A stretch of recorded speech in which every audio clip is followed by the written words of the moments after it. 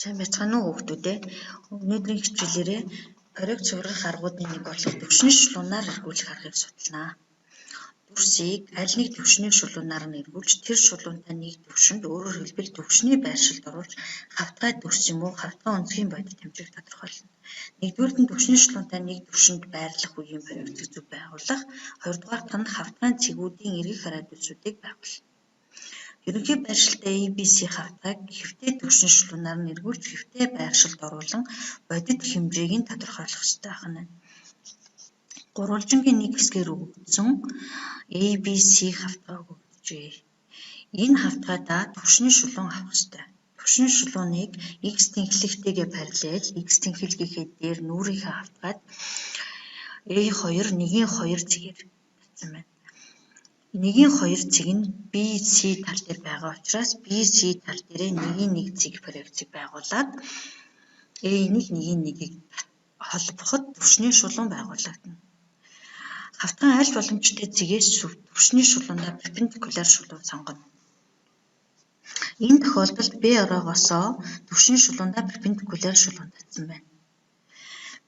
B1-2-1 гэсэн зэгээр түвшний шулуунд перпендикуляр шулууныг байгуулад 2-1 зэгийн проекц нь AC тал дээр байгаа учраас AC тал дээр 2-2 зэгийн проекцийг олсон байна.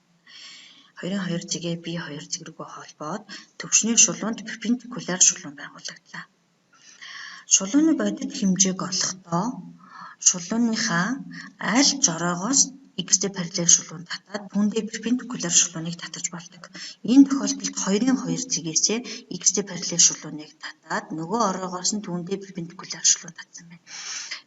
Энийгээ дельта Z гэж тэмдэглээд дельта Z хэмжээгээ зөвхөн B ороогоос авчирч тавьсан байна. Зөвхөн B ороогоос авчирч тавьсан дельта Z хэмжээгээ түвшний шулуунтай огтлцсон цэг рүүгээ холбоход B2 хэмжээ гарна. Энэ B2 хэмжээг түвшний шулуунтай огтлцсон цэг дээр гортгоо хатгаж агаад B2 хэмжээгээ гортгоороо зөөгөөд перпендикуляр шулуун дээр авчирна. Энэ перпендикуляр шулууныгаа P шулуун гэж нэрлэсэн байгаа. Энэ P шулуун дээрээ B цэгийг B2 хэмжээгээр авчирснараа B оройн яг бодит хэмжээнд гарч байгаа юм. За дараа нь P ороогоос түвшний шулуунд перпендикуляр татаж проекцийг нь байгуулнаа. За яг B ороогоос авсантай адилаар түвшний шулуундаа C ороогоос перпендикуляр шулуун татна. Перпендикуляр татсан шулуунаа түвшний шулуунтай огтлцсон цэгийг нь 3-1 гэж тэмдэглээд түвшний шулуун дээр байгаа учраас түвшний шулуун дээрээ 3-2 цэгийн проекц байгуулагдчихэв. 3 цэгээ C цэг рүүгээ холбоод энэ түвшний шулуунд перпендикуляр шулуун байгуулагдлаа. Ингэснээр бид C цэгийн яг хаана байгаа бодит хэмжээг нь олох гэж байгаа юм.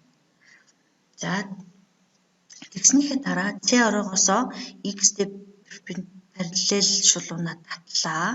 Түүндээ перпендикуляр нөгөө ороогоос нь татлаа.